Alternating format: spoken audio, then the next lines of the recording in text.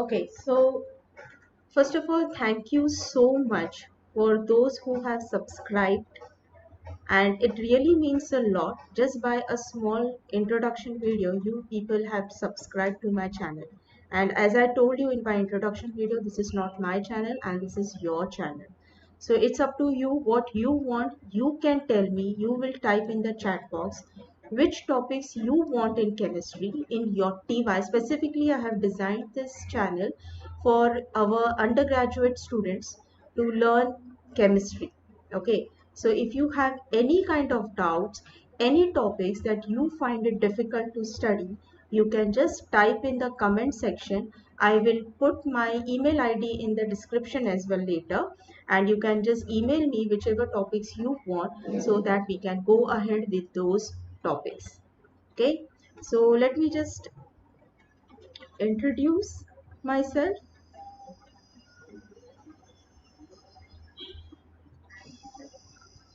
I am Dr. Sheetal, and I will be your personal chemistry coach for teaching you every topic related to your undergraduate chemistry. So today's topic that we are going to start is the first chapter in your syllabus, that is mechanism of organic reactions. This will be a short video where we will be just learning about some basic concepts about the organic chemistry reactions. Okay, so if my voice is clear and if you people are understanding, will you please type yes in the chat box so that we can interact and this goes well. Yes, students, if you can hear me clearly, please type yes in the chat box, please.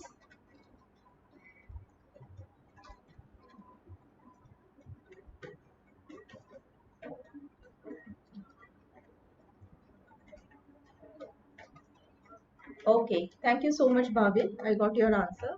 Okay, so students, what we will do is, when you talk about reactions, what is the first thing that comes to your mind when you talk about reactions? Reactions means some bonds break, okay, and some bonds are formed. So you have two things in an organic reaction or in any reaction basically.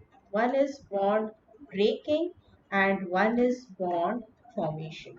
Yes or no? Are you able to view my screen properly? Yes? Okay, you can type yes, yes in the chat box. There is always some lag with the YouTube video. So sometimes I may go ahead, but the video will be smooth for you. Don't worry about that. Okay. So first we will see how the bond breaking takes place. This is very important. Unless and until a old bond break, a new bond will never form. Okay. The word used for bond breaking is, breaking means fission, or fission means in simple words breaking. So we are going to talk now about bond fission. Bond formation is fusion. See, fusion reaction takes place in sun, right? Hydrogen combines to give helium. That is a fusion reaction. What here we are talking about is the fission reaction. Fission means what? Bond breaking. Yes or no? Okay.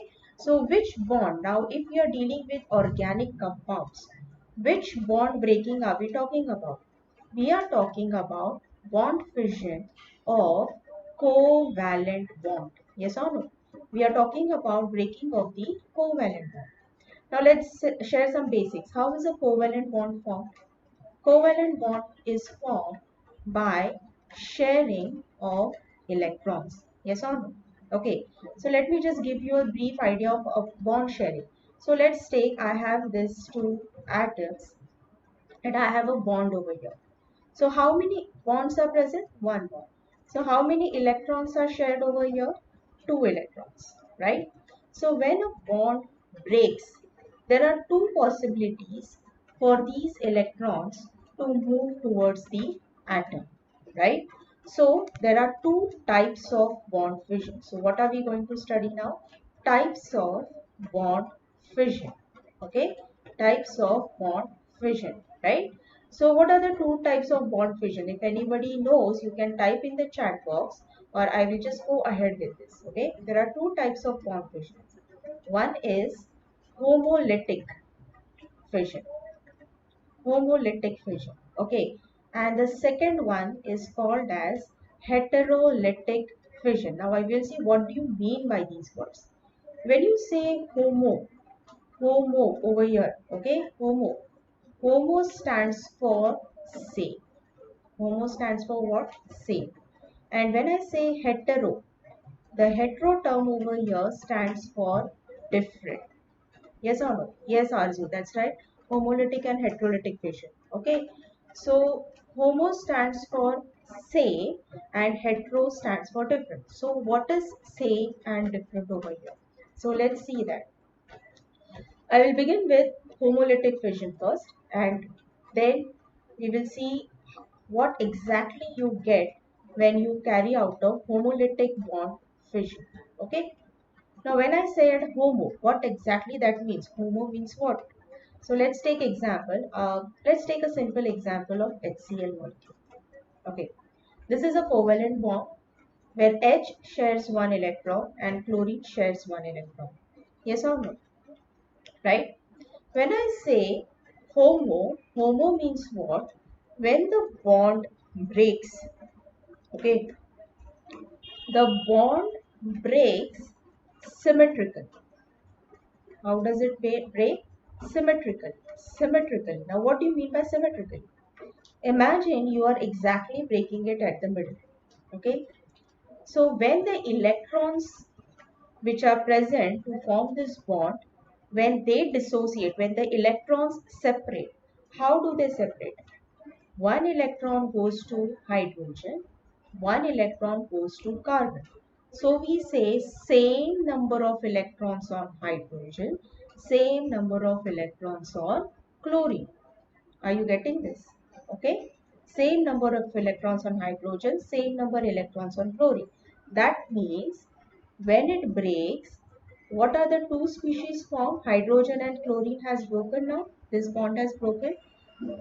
I showed a half arrow. Okay, half arrow indicates that it is getting only one electron. This is the electron. So this is my electron which the hydrogen has got from the covalent bond. Chlorine is getting one electron. So this is the electron which chlorine has got.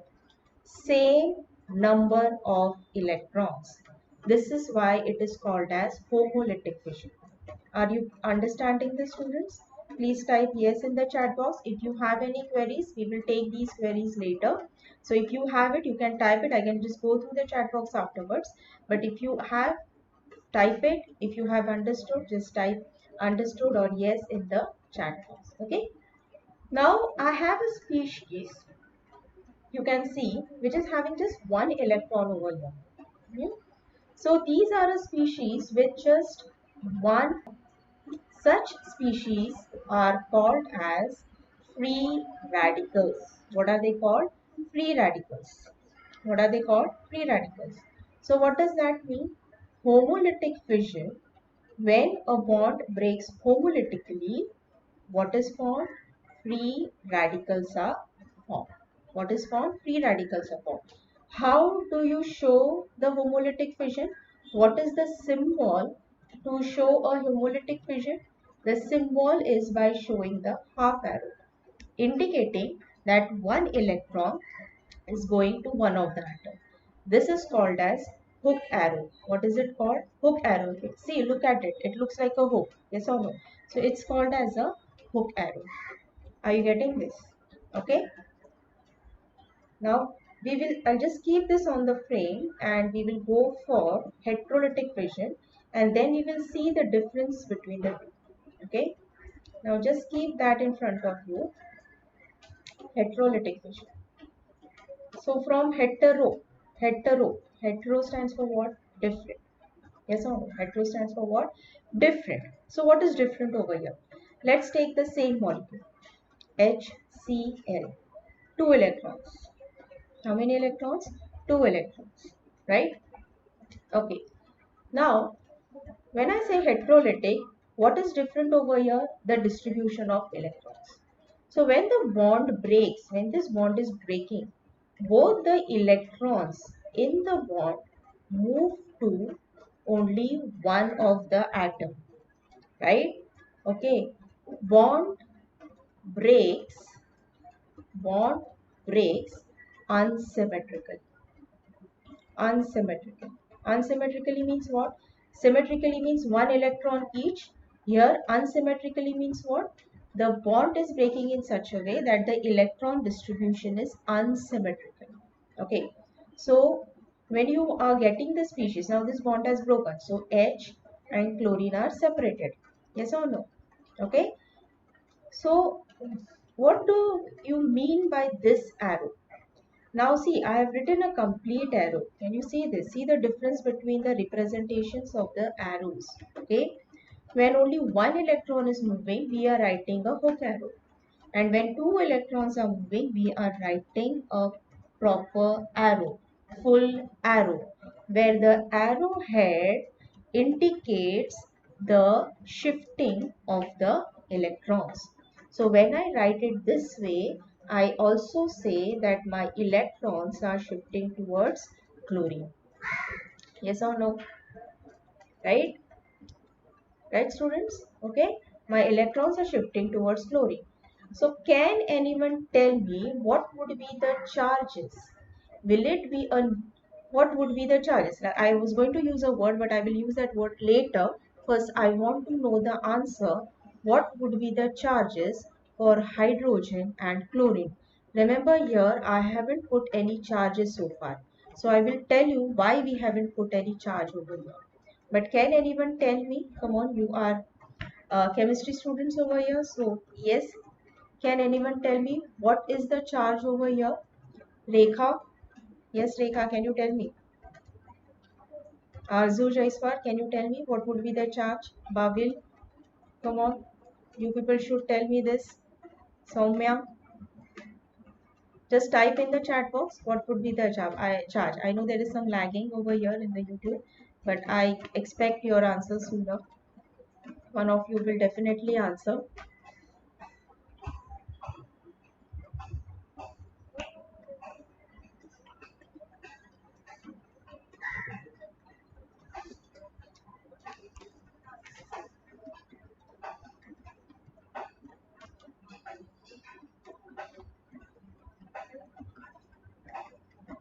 Yes, you can answer this. Chlorine will be having which charge? Yes, Arzu, that's right. Absolutely right. Chlorine will have minus charge and H will have plus charge. Okay, right? What is this? Plus and minus charge. What is this? What are these? Charged ions. What are these? Charged ions. Plus 1 is your cation. Yes or no? And minus 1 is your anion. So, what do we come to know? During a heterolytic fission, a cation and anion are formed. That is, charged species are formed. Yes, I am getting answers right now. Yes, that's right. All of you have answered it well. So this is charged species, right? But I haven't written any charge on hydrogen and chlorine over here with a single electron. Why is it so?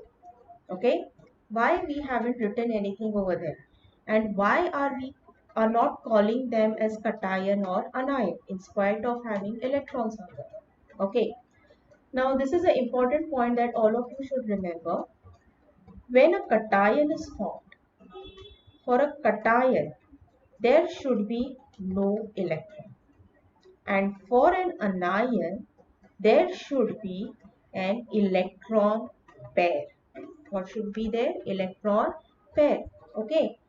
Now, if you compare free radicals, like I'll write that hydrogen over here. Let's take hydrogen free radical. If I want to write a positive charge on this, there should be no electron, but it has one electron.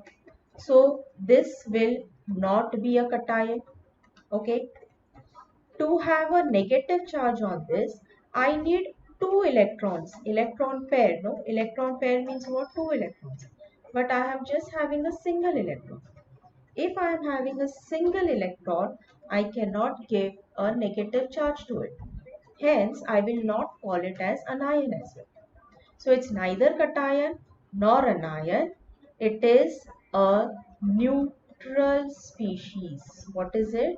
Neutral species. Now, species don't take this as species in the sense animal species or plant species. It's not about that. When I'm talking about species, it's the reactive species that we are talking about.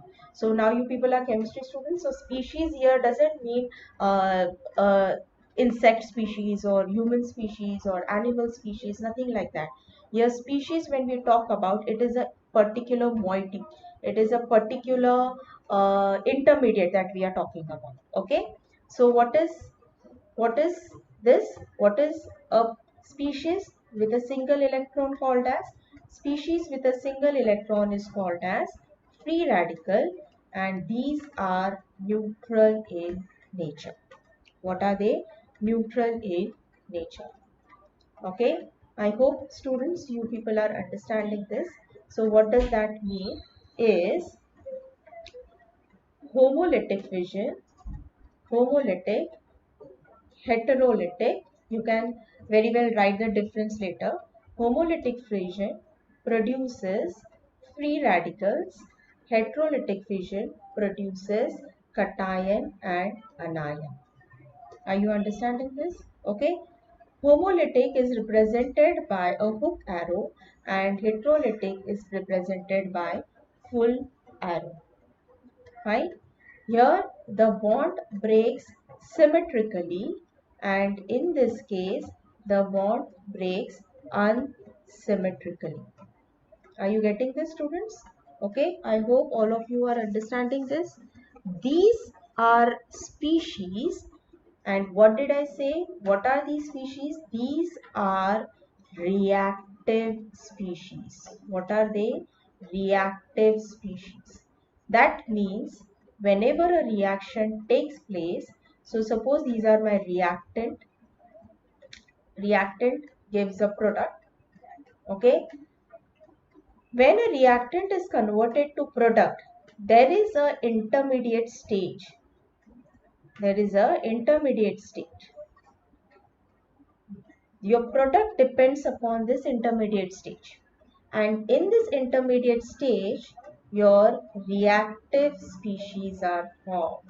Remember this. Where are your reactive species formed? In the intermediate stage. So the product, the majority, the major product or the minor product, it all depends upon what? The reactivity species. Okay, the stability of the reactivity species, the stability of the cations, stability of the anions, stability of the free radicals. All reactions go through this stage of reactivity species. Are you students understanding this? Right? If you people are understanding, just type yes in the chat box so that I'll just move on to the next chapter, next topic. Just we'll take a smaller topic here so that you don't get bored, and we can keep this video short, and we can make a next video where we can continue through this. So if you have understood this, you can just type yes in the chat box, please.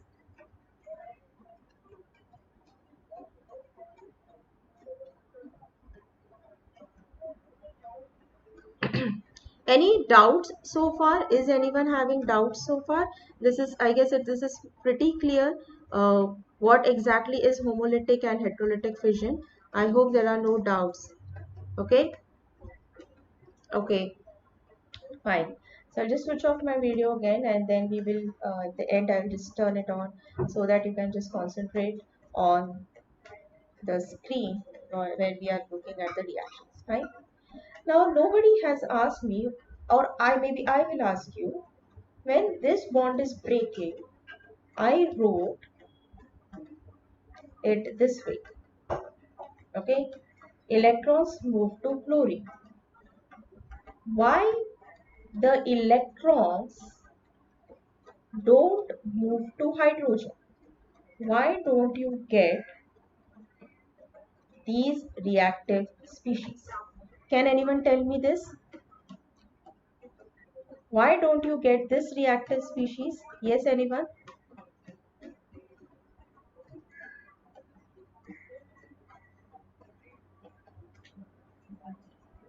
Can anyone let me know?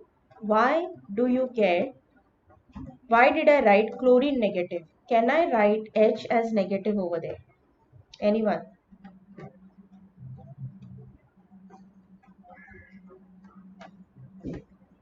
Who can answer this?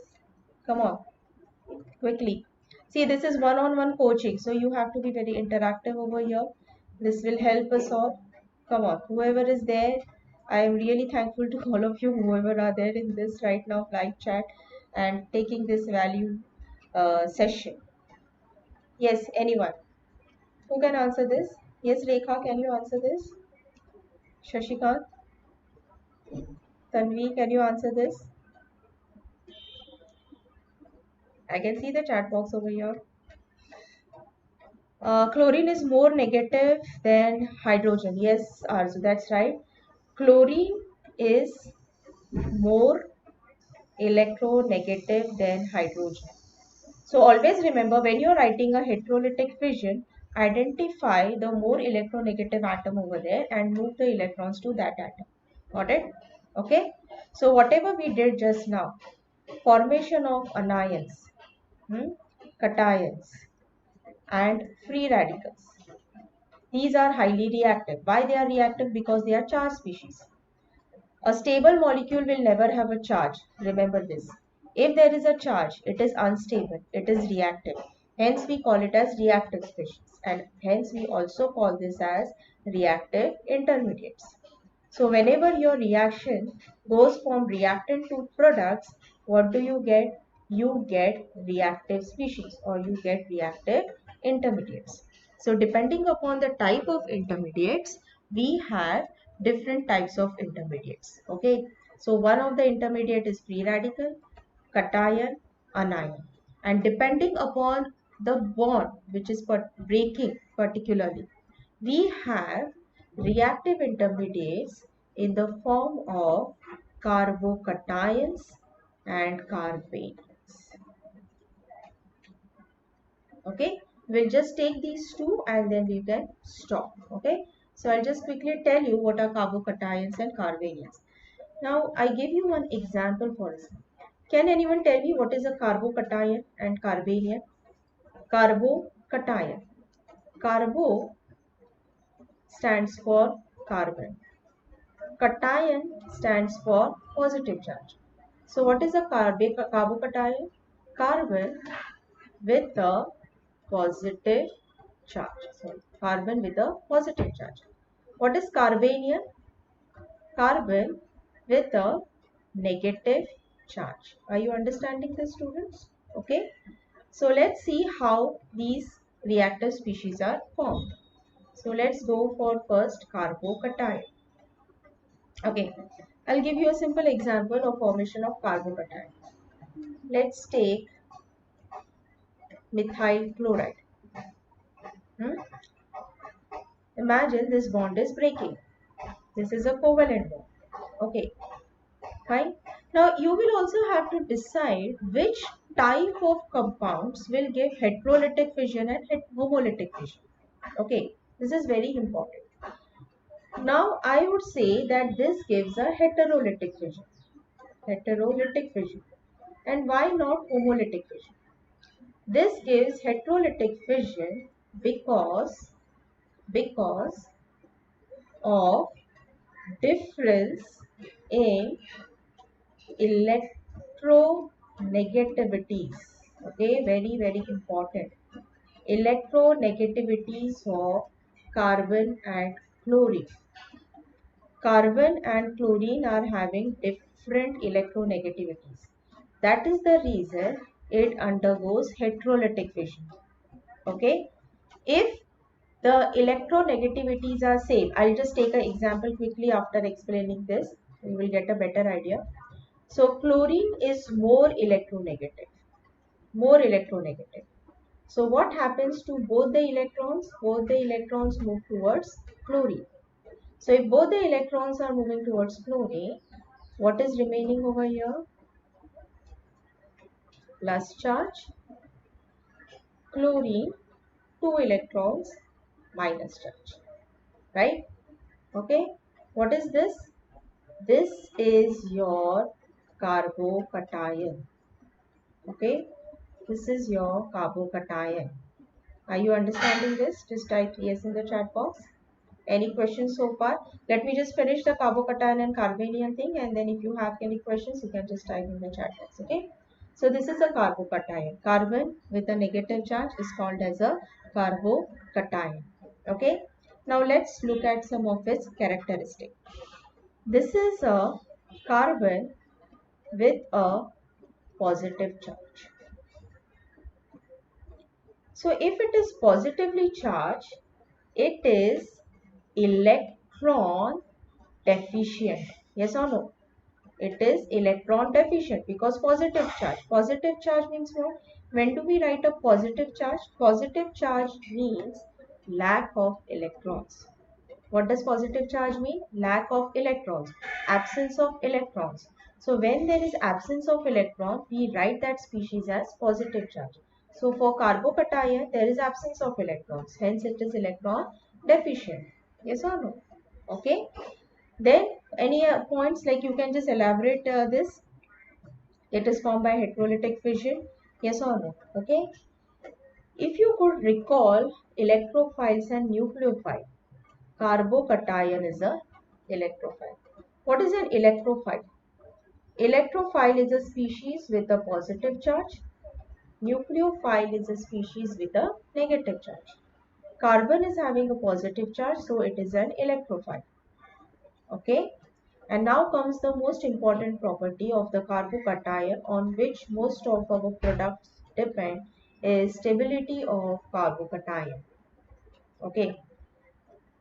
Now for this you should know what are the three types of carbons. There are three types of carbon: primary, secondary, tertiary. Okay. What is a primary carbon? Carbon which is attached to one more carbon. Carbon which is attached to one more carbon. And rest are all hydrogens. Rest are all hydrogens. So there could be any bond over here. Okay. So carbon attached to one carbon is primary carbon. So this is my primary carbon. Okay. Carbon attached to two carbons. Carbon attached to two carbons. Okay. So this is my secondary carbon. And let's attach H to this. And there is a bond over here. Okay. So this is my secondary carbon. When carbon is attached to three other carbons, 1, 2 and 3. Okay, so this is my tertiary carbon. Now I have a positive charge over here, right? Positive charge over here. Yes or no? Okay, positive charge over here, right? And some students always get confused. Then what is methyl carbon? So methyl, some students write methyl as primary, but it is a completely different carbon. So when methyl group has a positive charge, this becomes methyl carbocation.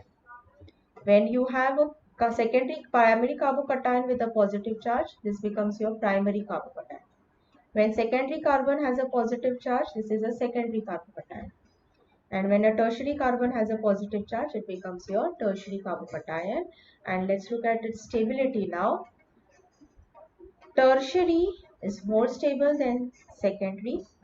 Secondary is more stable than primary. Primary is more stable than methyl. This is very, very important. Okay. And now we will see why this is so. Why tertiary is more stable than primary. Okay. Or secondary or whatever. Okay. So tertiary carbon is attached to three alkyl groups. This is a positive charge. Remember, alkyl groups, I would say like this, alkyl groups, that is R groups, are electron donating. Okay, they are pushing the electrons towards this carbon. This carbon is positively charged. It is deficient. It needs electrons. It wants electrons. So who are giving the electrons to this carbon? Three R groups are giving electrons to this carbon. Yes or no? So if R groups are giving electrons, this will become very, very stable because the positive charge is stabilized because of electrons. Okay, that is why this is the most stable carbocation. In this secondary carbocation, you have only two alkyl groups. So comparatively less stable. In primary carbocation, you have just one alkyl group. Hence, this is less stable. Whereas in methyl carbocation, no alkyl groups, no electron donating group. So this is least stable. So whenever you get a question or wherever you want to identify the stability, you have to use this concept.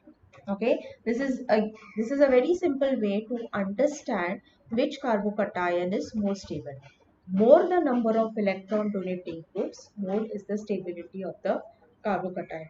So this is very, very important that you have to keep in mind.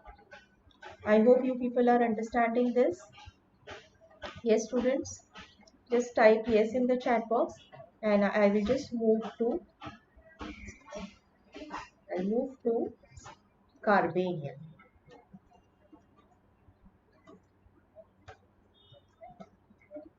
Okay, carbon with a negative charge. So those who have understood this, even before I write, I hope you people can predict the points. Carbon with the negative charge is your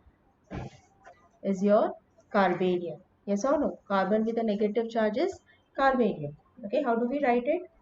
Like it, whatever bonds are there, this is a negative charge. Okay.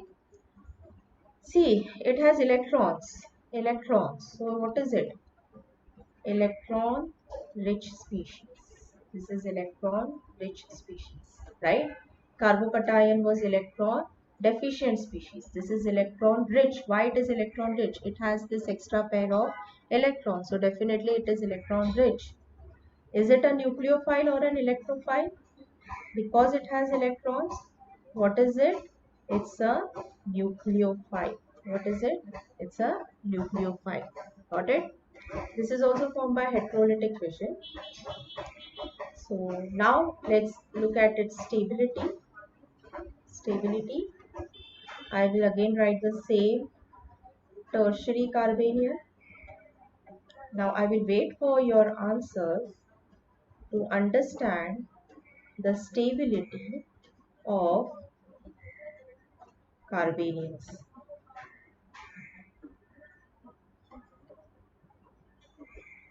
Which one is more stable and why?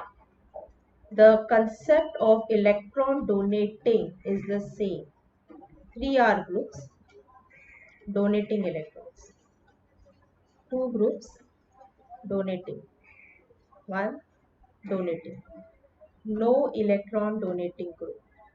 So out of this, which one is more stable?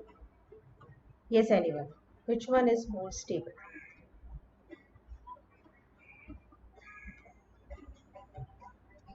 Yes?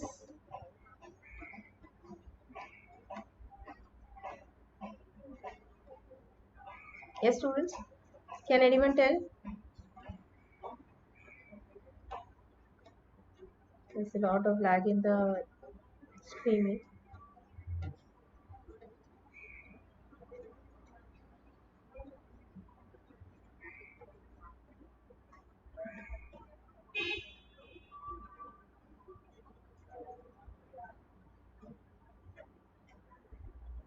Which one is more stable here?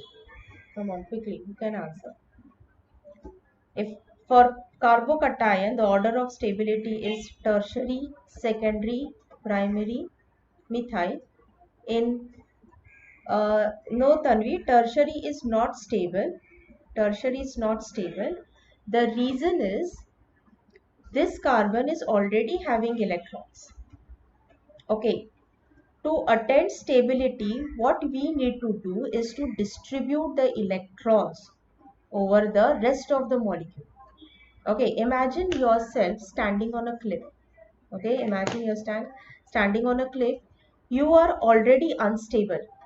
Okay, it's like तुम कभी भी गिर जाओगे. Yes or no?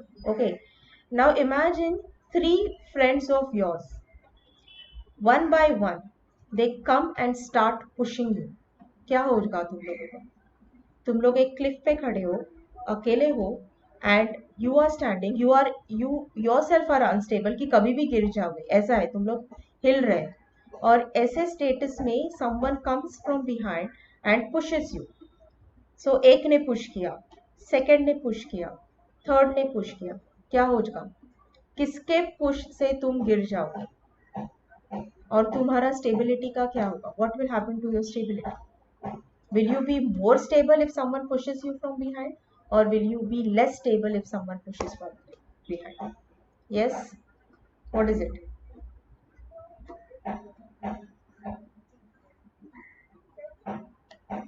Come on. I want this answer. Cliff पे खड़े हो, किसी ने आके तुमको ऐसे धक्का दिया, क्या होगा तुम्हारा? Someone is pushing you. What happens? What happens?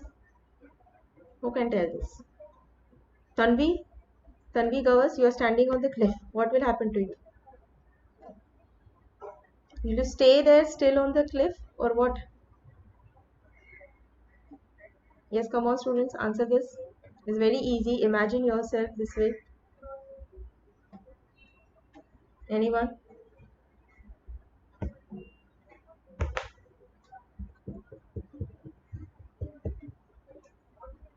Hmm? What will be the answer? The answer will be, if you are standing, if you are this, and if somebody pushes you, you will fall down. You will fall down. Your stability will decrease because your bonds are, because someone is pushing you. You don't want, this Carbanian doesn't want electrons. Yes, Tanvi, you will fall down. That's right. So these are the three of your friends who are pushing you.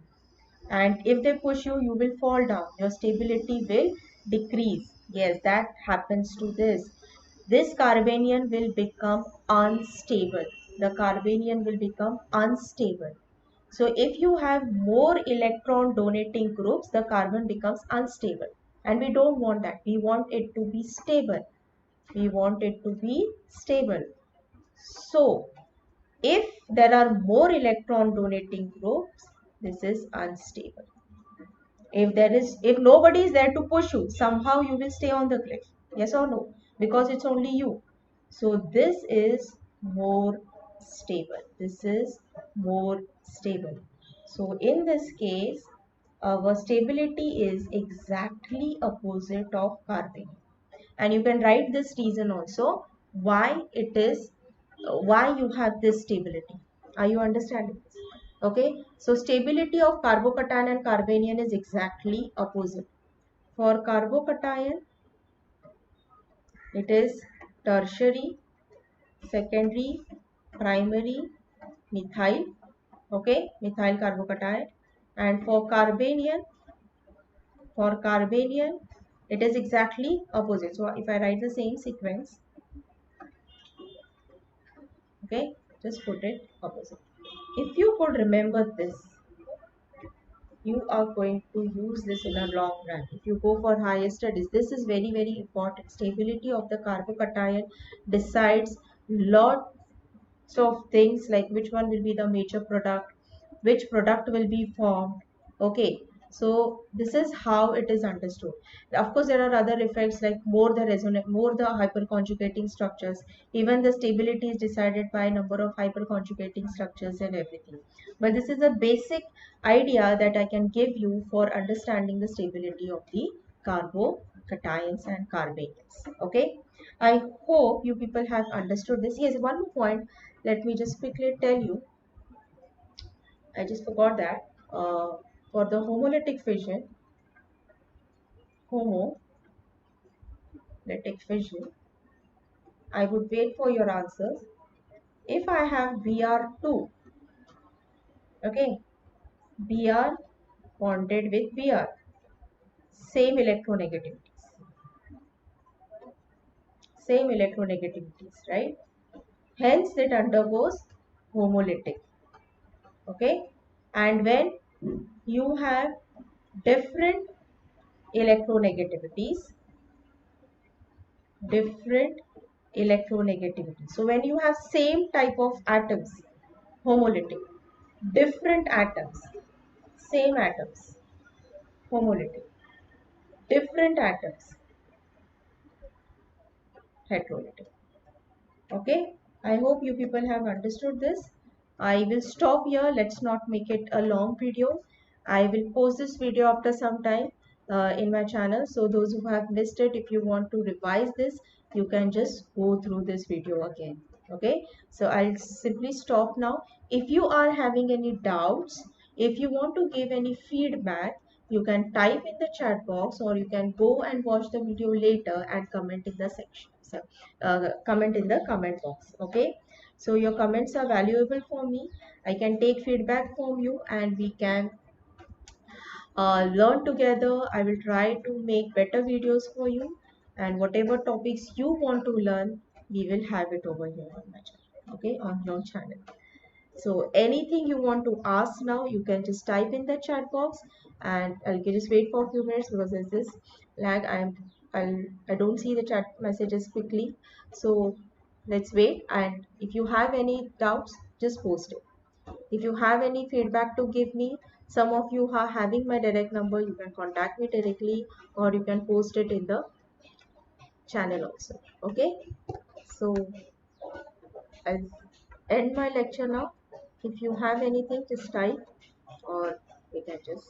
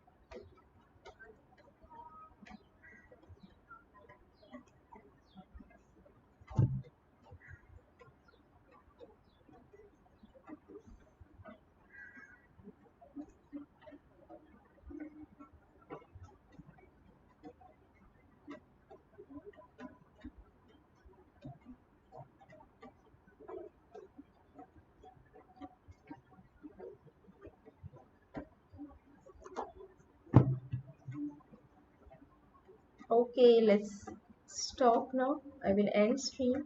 Any points, any comments you have, just put it in the chat box. Okay, students. Thank you for watching. Thank you for coming live. It means a lot to me. And let's make this channel big. And you can post any topics you want in the comment section, and I will see to it that I make videos on that. So we will have more live coachings, one-on-one coachings. You want practice questions on the concept? Okay. Okay, fine. So Arzu, what we can do, we are yet to cover some topics on this. There is this free radical, stability of free radicals. We have electrophiles and nucleophiles. So once we finish all the reactive intermediates, I'll give you a small assignment in the comment section. Maybe in the next video we will do that, and I'll post a small assignment for this. Meanwhile, what you can do is I'll just give you some examples, uh, and you can try out what type of fission or intermediates will be formed. So if you want, you can just note down this examples like I'll just quick write it down. For example,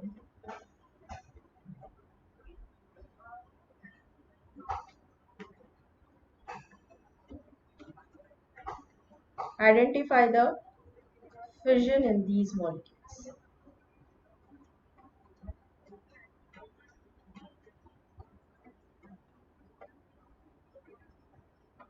So you will write fission, okay, type of reactor species, okay, So right now you can just go to this, just go through the video, just go, uh, clear these concepts. These are the basic concepts. It's not that difficult. You can just go through it and watch every time, anytime you want, or whatever time, which time you want, and just uh, understand the concept properly. And as we go under, like, you can also write which one gives electrophiles, nucleophiles, which one can give cations and ions, all these things you can write it down. Okay, so I'll make sure that in the next video we will put an assignment, or I let's see, after when I'm posting this on the channel, I will put some small assignment for you, so you can come back and have a look on that. Okay, so thank you all for watching. Thank you all for investing this much time. Thank you so much. Let's, I will post when I'm going live. You're welcome to join. Okay, bye all of you. Thank you for watching.